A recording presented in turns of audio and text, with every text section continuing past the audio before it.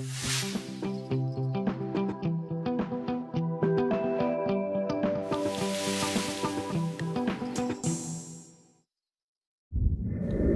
se retrouve aujourd'hui pour expliquer un nouveau jeu de cartes, le Faire 10 ou le Top 10, issu de la méthode MHM.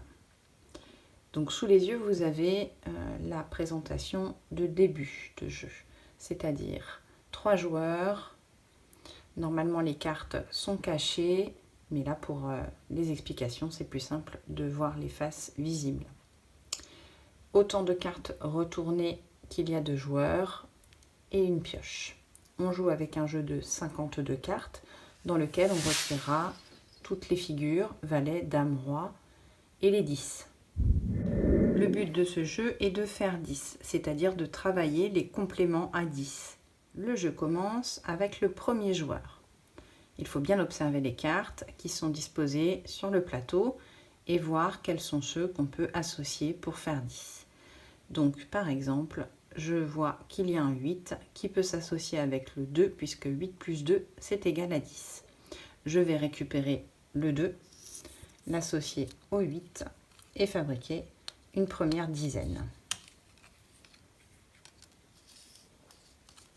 Voilà, je peux retourner mes cartes, je les garde à côté de moi et je vais pouvoir les empiler les unes après les autres au fur et à mesure de mes gains. Je repioche une carte pour mettre dans mon jeu et une autre au milieu du jeu. C'est au joueur numéro 2 de jouer. Le joueur numéro 2 ne peut pas jouer puisque les cartes qu'il possède ne peuvent pas s'associer avec celles du plateau pour faire 10. Il doit donc défausser une de ses cartes, c'est-à-dire en mettre une de côté et piocher une carte en échange. Comme j'ai 2 9 de préférence, je vais défausser un des 2 9 et piocher une nouvelle carte. C'est au tour du joueur numéro 3. Le joueur numéro 3 a plusieurs choix possibles, puisqu'il peut associer le 7 avec le 3 ou le 6 avec le 4. Je prends donc la première et je gagne une dizaine.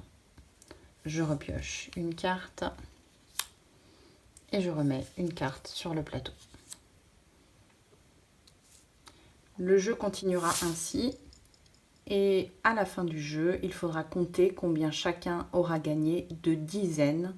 Celui qui a le plus de dizaines aura bien sûr gagné la partie.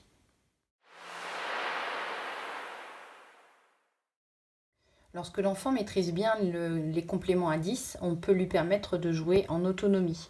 Pour cela, il va retourner un certain nombre de cartes devant lui et piocher au fur et à mesure les cartes, voir si certaines peuvent s'associer pour réaliser des compléments à 10, jusqu'à épuisement de la pioche.